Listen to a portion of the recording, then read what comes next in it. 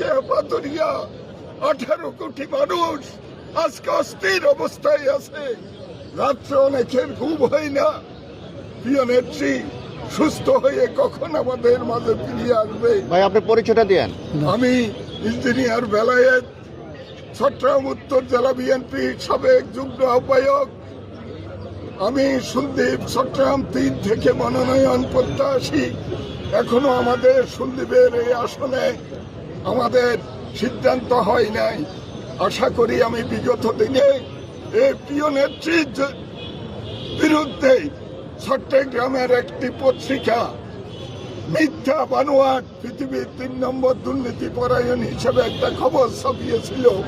তার প্রতিবাদে আমি বাদী হয়ে ওই পত্রিকার মালিকদের বিরুদ্ধে 100 কোটি টাকার মানহানির মামলা করেছিলাম।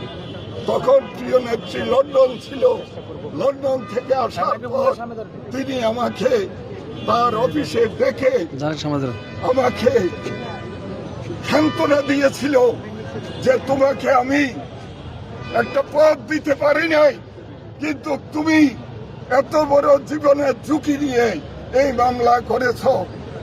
আমাদের বর্তমান যুগ্ম মহাসচিব এনি সেখানে ছিল, খায়রুল কবির খোকন হতে আরম্ভ করে সাবেক 5 ছাত্র দলের সোনালী ফসল তারা উপস্থিত ছিল। ইসবিএম মেধাবাকে নিয়ে গিয়েছিল। আমি সেদিন মনে করেছি এই জাতীয় নেত্রী পৃথিবীর বুকে বিরল। দেশনেত্রী বেগম খালেদা জিয়া শহীদ রাষ্ট্রপতি জিয়াউর রহমানের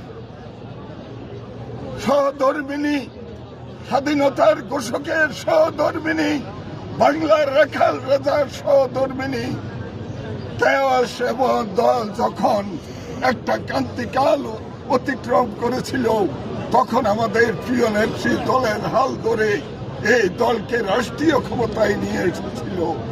যখনই দেশের কোন সংকট সৃষ্টি হয়েছিল, তখন তিনি ছিলেন ঐক্যের পথিক। আজকে সেই প্রিয় নেত্রী এই এবার কেয়ার হাসপাতালে অসুস্থ অবস্থায় এখানে চিকিৎসাধীন আছে। হে রাব্বুল আলামিন, এই পরওয়ারদিগার, আমাদের হাত আমরা তোমার কাছে তুলেছি।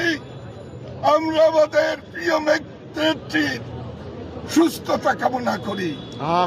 তিনি সুস্থ হলে বাংলাদেশ সুস্থ হয়। তিনি হাসলে বাংলাদেশ হাসে। আমরা অপেক্ষায় আছি প্রিয় নেত্রীর সুস্থতার জন্য। এই যে দাঁড়িয়ে আছে